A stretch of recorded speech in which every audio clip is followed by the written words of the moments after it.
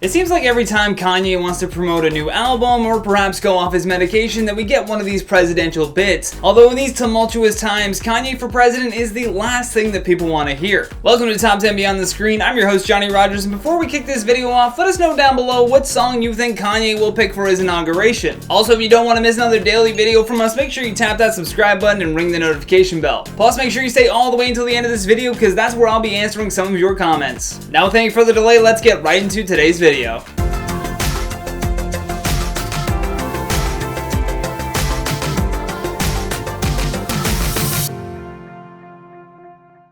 The answer to this video is an obvious yes. I mean, we should be worried about not just Kanye West, but everyone who is suffering from a bipolar disorder. Bipolar disorder, formerly called manic depression, is a mental health condition that causes extreme mood swings that include emotional highs and lows that can feel like severe depression. When you become depressed, you may start to feel sad or hopeless and lose interest or pleasure in most activities. When your mood shifts to mania or hypomania, you may feel euphoric, full of energy, or unusually irritable. These mood swings can often affect sleep, energy, activity, judgment, behavior, and even the ability to think clearly. Someone suffering from this condition will experience episodes of mood swings that may occur rarely or multiple times a year. Although having bipolar disorder is a lifelong condition, you can manage your mood swings and other symptoms by following a treatment plan. In most cases, bipolar disorder is treated with medications and psychological counseling, which is something that Kim Kardashian desperately wanted to do for Kanye after that video surfaced of his rally in South Carolina. My mom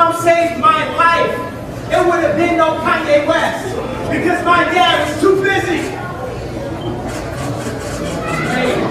Following the event and Kanye not even qualifying to make the ballot in South Carolina, he began to go on a bizarre tirade of tweeting. He first exposed his own wife when he tweeted, "Kim was trying to fly to Wyoming with a doctor to lock me up like on the movie Get Out because I cried about saving my daughter's life yesterday." Yes, he actually compared his wife trying to help him to being in the movie Get Out by Jordan Peele. The Twitter rant did not stop there though. He also said, "I put my life on my God that North's mom would never photograph her doing Playboy, and that's on God. I'm at the ranch, come and get me?" He then followed that tweet up with, "Everybody knows the movie Get Out is about me." This man needs help, plain and simple. At first, everyone just thought that maybe this is some sort of PR move to promote an upcoming product or album. However, when you look into his troubled past, it's clear that Kanye is having regular episodes of mania whenever he isn't on his medication. In 2016, he went through a very similar Twitter storm, and this was in direct connection to him messing with his medications. Kanye told TMZ 2 years later that during that time, he had just had liposuction done, and due to the amount of pain that he was in, the doctors prescribed him opioids, which he then became addicted to. Finally, a member of his team told him that they called those pills genius killers. So now, terrified that he was going to lose his ability to make money, Kanye got off the pills. But subsequently, this just gave him an inherent fear of all medications. He went on to say that he was supposed to be taking medication to treat his bipolar disorder, but he felt like it was messing with his creativity, so he stopped. Now, if this truly is the case, and these drugs are not always the best for everyone, then why wouldn't he be looking into other ways to treat this illness? As I mentioned earlier, bipolar disorder can be controlled through the help of psychological counseling, and that being said, Kanye is clearly fearing that by going to see a doctor, he's somehow going to be brainwashed. He doesn't see that by seeking medical attention, he could become a better father, artist, and overall person. Instead, his focus is on running for president, which is clearly a delusion of grandeur. The reason why we should be worried about Kanye is because his delusions are being confirmed by us. Us as in the general public, if you will. Kanye wouldn't think that he has some sort of godlike power if his fans didn't treat him like a god. By feeding into his delusions, you're only damaging the artist that you supposedly care so much about. Kanye isn't even an extreme example of someone with bipolar disorder. He's simply an uber famous person, so everything about his mental illness just seems very extreme to us. We should be worried about Kanye so that everyone who suffers from this disorder knows that they won't be left out of the conversation when it comes to treating this specific mental illness. There are many medications for treating bipolar disorder, so a psychiatrist who is best qualified to identify which drugs work best for a specific patient should oversee treatment. That being said, if you or a loved one needs help coping with bipolar disorder and just, managing the effects of depression or mania on both ends of the spectrum, please call a bipolar bipolar crisis hotline for confidential assistance. Don't be like Kanye West and push away the people who are only trying to help you. With that though, let's lighten up the mood and check out some of your comments from the video titled The Truth About Amber Heard. Tessa K says, I don't think anyone is really on Amber Turd's side, to be honest. I love that so many people are calling her Amber Turd. That is just hilarious to me and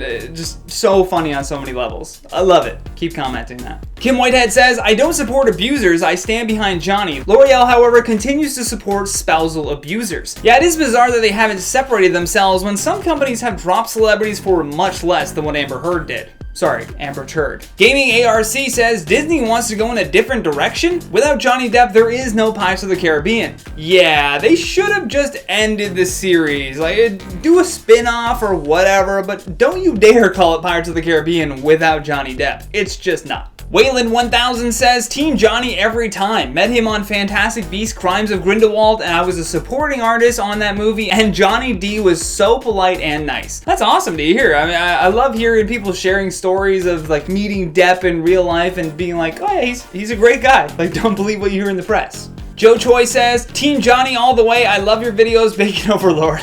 Much love to you, Joe Choi. I don't know if you were talking about Johnny Depp there or me at the same time, but I appreciate your comment. Although it would be funny if someone met Johnny Depp and they called him the Bacon Overlord, he'd be like, where did you get that name?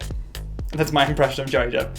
Bacon Overlord? What? That was so bad. I don't even know what accent Johnny Depp is anymore. I don't even think Johnny Depp knows what his own accent is. Either way, thank you so much for watching, and thank you to our editors for all of their hard work. If you enjoyed this video, then please show us some love here by tapping that like and subscribe button. Plus, leave us a comment down below with your thoughts on today's story. And for more videos like this one, all you gotta do is tap that playlist when it pops up. From top to and beyond the screen, my name is Johnny Rogers, and until next time, stay classy.